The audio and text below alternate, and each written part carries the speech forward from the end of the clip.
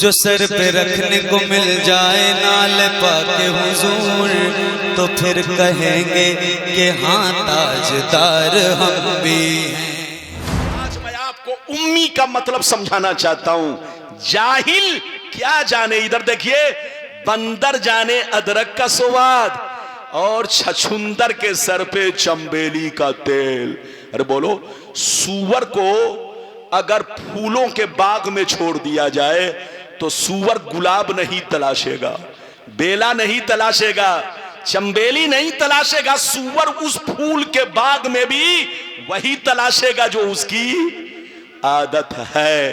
तो अब आप बताइए, फूलों के बाग का कोई कसूर नहीं है, उसमें तो बेला भी है, गुलाब भी है, चंबेली भी है, तरह तरह के फूल हैं, लेकिन सूअर ऐसी जगह पहुंच गया जहां उसको वो चीज नहीं मिलेगी जिसकी उसे तलाश है। तो ये सूअर की गलती है।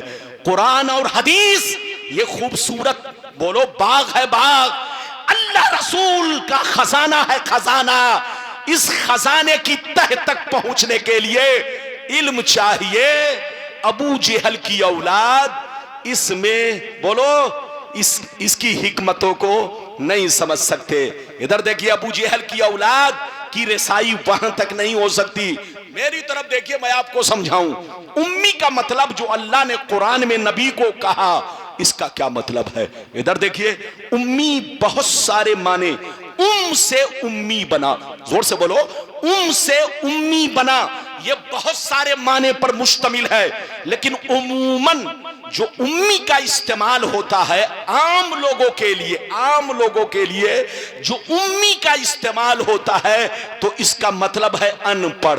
जोर से बोलो, इसका मतलब है अनपढ़, इसका मतलब है जाहिल। आपको अगर उम्मी कहा जाए तो इसका मतलब होगा अनपढ़, इसका मतलब होगा जाहिल। आपके खतीबो इमाम साहब माशाअल्लाह बड़े नेक शरीफ, अगर हजरत को उम्मी कहा जाए तो इसका मतलब, बोलो, अनपढ़। गुलाम रब्बानी को कहा जाए तो इसका मतलब अनपढ़।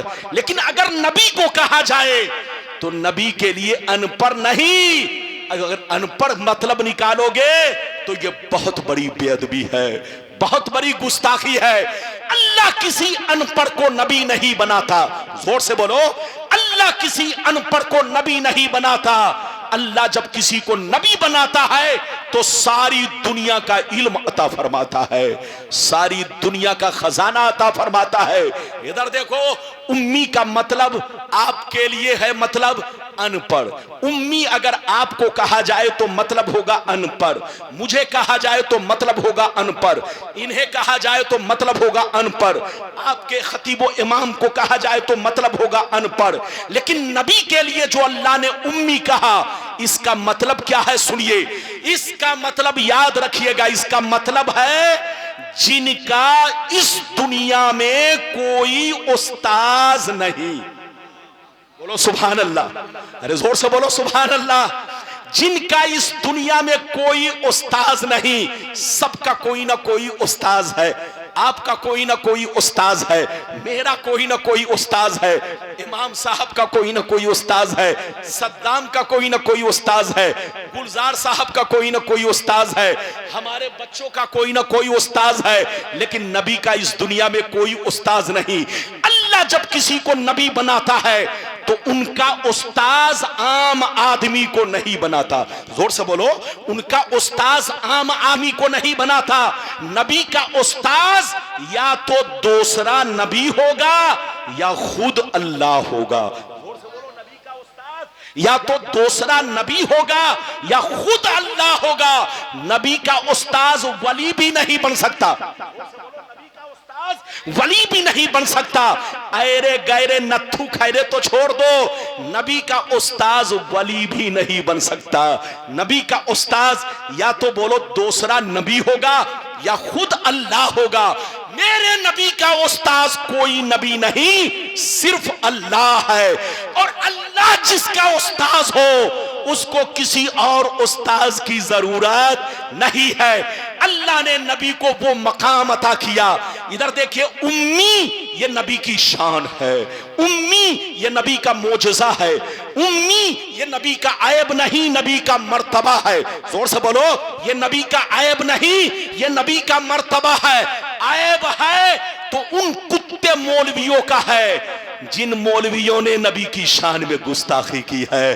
अल्लाह ने जो कुरान में नबी को उम्मी कहा तो ये ऐब नहीं, मर्तबा बयान किया है, मोजज़ा बयान किया है, उनकी शान बयान की है। मतलब ये है कि जिनका इस दुनिया में कोई उस्ताद नहीं, उस्ताद उसका होता है जो सीखने आता है।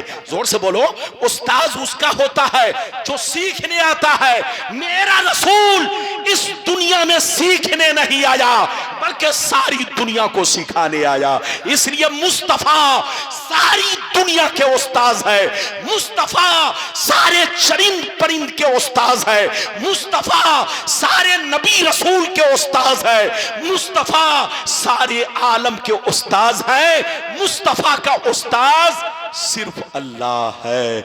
इजाजत दीजिए तो मैं आपको हदीस सुनाता हूं, और जोर से बोलो सुभान अल्लाह, माशाअल्लाह। गौर से सुनो, तिर्मिज़ी शरीफ जिल्द सानी बाबु ज़ुहद सफ़ा नंबर 56 की हदीस सुनो, सफ़ा नंबर 56 की हदीस सुनो।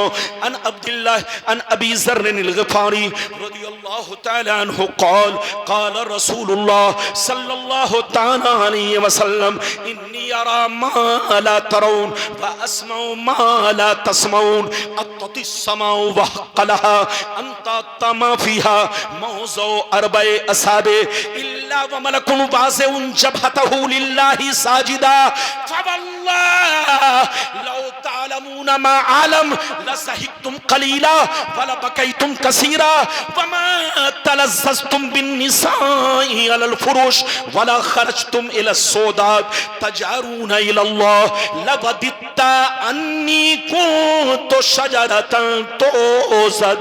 जोर से बोल दो सुभान अल्लाह। इजाजत है? जोर से बोलो, इजाजत है? बस 15 मिनट और 10 मिनट 15 मिनट और बर्दाश्त कर ले, इजाजत है? इधर देखिए, मैंने जो आपको हदीस सुनाई, ये बताइए गुलाम रब्बानी अभी तक किस्सा कहानी सुनाया? अरे जोर से बोलो, किस्सा कहानी नहीं सुनाया। हदीस और उसका मतलब, लगता आपको नींद आ रही है बुजुर्ग।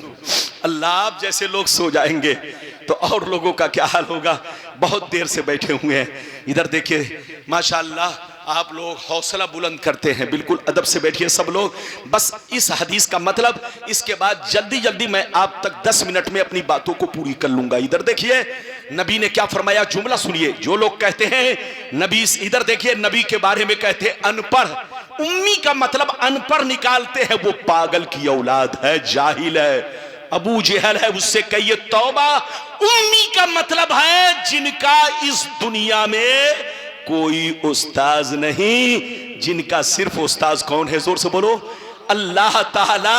अब मैं हदीस सुनाता हूं, इससे पता चल जाएगा कि नबी को जो उम्मी कह रहा है उससे बड़ा जाहिल दुनिया में कोई नहीं। मतलब सुनिए, नबी ने इरशाद फरमाया, आका ने इरशाद फरमाया, ऐ मेरे गुलामों, बेशक मैं वो देखता हूं जो तुम नहीं देखते हो, और बेशक मैं वो सुनता हूं जो तुम नहीं सुनते हो। आसमान का चरचराना तुम नहीं सुनते हो, मैं सुना करता हूं। फरिश्तों का बात करना तुम नहीं सुनते हो, मैं सुना करता हूं। सातों आसमान में, सातों आसमान में 4 उंगली भी जगह खाली नहीं है जहां अल्लाह के फरिश्ते अल्लाह को सजदा ना कर रहे हो। तुम लोग नहीं देखते हो, मगर मैं सारा मंजर देखता हूं।